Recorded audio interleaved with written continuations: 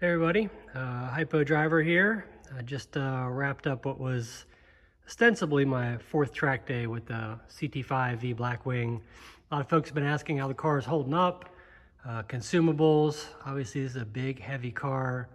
I'm running it bone stock other than a track alignment and flushing the brake fluid with some Castrol SRF. I'll say the car is working pretty well. I think the handling's great. A touch of understeer, but basically that lets you trail brake the car, put it right where you want it. It's putting power down well now that I got the rear toe fixed. And let's take a look at really the consumables, the brakes and the tires, see how they're holding up. So I've got the car up in the air, got the wheels off of it. We're just literally gonna walk around corner by corner. And I've started by taking one of the front pads out. The fronts are pretty much in the same condition. I left one of them in here. Let's see if I can't show that to you. Like there's your inner front one. I didn't want to pull it out because of the sensor, but it's still off the plastic of the sensor. And then luckily I have a set of new pads to compare to. On the left is a pad that came off the car. On the right is a new pad. If you kind of look at them side by side, you can get an idea what the wear looks like. I'll measure them with a caliper here in a second to give you a precise measurement, but maybe halfway through the pad material. You might notice there's a little bit of basically the pad material flaked off in here. It's not too deep, but definitely notice it. Let's go ahead and measure them, see how thick they are. Start with the stock ones. So stock pads are 15.16. Of that, the backing plate is, let's try to do a slightly better job. 6.16, so that's, let's see, my math says 9 millimeters of pad material. So let's measure these, kind of measure at the edge here where it's thinnest. 13.01. minus, again, the same 6. So what, roughly 7 millimeters of pad material? That's pretty good. 13.6. Oops. Well, tough to measure that there, but so that's what, about 2 millimeters of pad wear over 4 track days. I can't remember if I mentioned this in the beginning, but it's worth pointing out that I haven't been driving a ton at these track days. I went into the logs and added up all the track time. In total, it was 2.6 hours. Obviously, I am going hard when I'm out there. I'm not running and doing parade laps, so that's 2.6 hard hours in the car. But that'll give you an idea of some wear. So far, I'm pretty happy with how it's holding up, especially given the relatively cheap cost of the front pads. Let's take a look at the tires. So this is the left front. Kind of get you an idea. You can see it's got that kind of distinctive, anybody that's run like Michelin Pilot Super Sports, you see this kind of angling of the outer tread blocks, particularly the one in from the outside. I gotta admit, looking at it on the car, I was worried about the outer shoulder wear. I think one of the things, frankly, I did wrong. I was aiming for 37, 38 hot, just like the owner's manual says.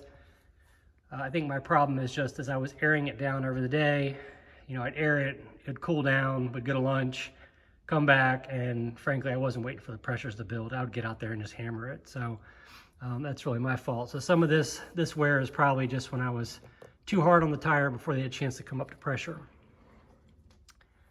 Otherwise, they look pretty good. And again, that's the worst one of the bunch is the left front. So it'll give you a good view of the angling of the tread blocks.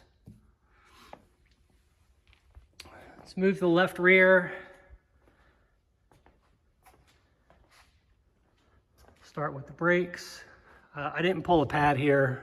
As you can probably see, they're in pretty good shape. They look almost darn near new. So rear pads are holding up well.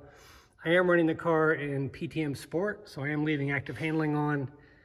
I do have an alert in the data that tells me whenever it kicks in. Hasn't kicked in much, so it's been doing pretty well. Most of where it kicks in is there's a spot this past week on the track where there was water seeping up through a crack in the pavement, and basically you had to hit that like mid-corner and the car got a little loose every time. So the rears look good, rear brakes. Real quick, I don't know if I actually showed you the front rotors up close, but give you an idea of how they're wearing.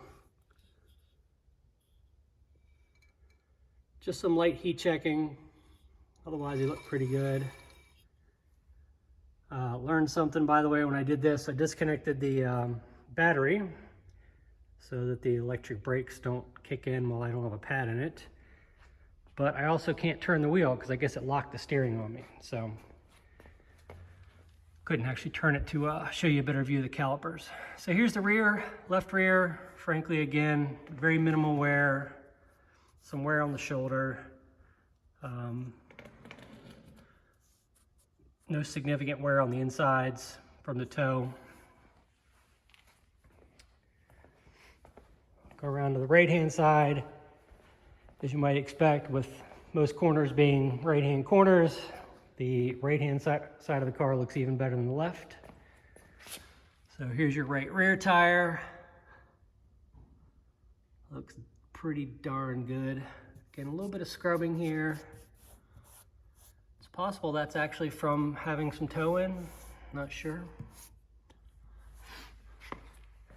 Again, a little bit of wear on the edges of the tires, a little bit of rolling over. Again, I need to mind my pressures. The rear brakes look good. Right rear is just as good as the left rear.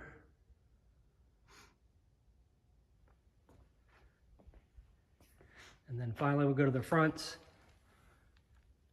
Here's our right front. Again, you've got some of this. You can see where it's kind of wearing at the edge of the tread block. But other than that, they look pretty good. Some of the same, again, rolling over a little too far. If you watch the, I don't know if I posted this one, my last session yesterday, quite honestly, I was really hammering it a little too hard and really just kind of plowed the car through a couple of corners, just trying to get it to turn after the tires were overheated. And then finally, here's the right front. And again, tires look pads look pretty good. So no major problems with the car. I did have the clutch pedal stick a little bit. I had to go pop it up with my foot once. That tends to be an issue with the fluid overheating. I'm running the Castrol SRF, but it is the SRF I put in last fall. So maybe I'm due for another flush. Probably have to do that before I go back to the track again. But there's a quick run around of how the CT5 Blackwing's holding up on track. Post up if you have any questions. Other than that, have a great weekend. Bye.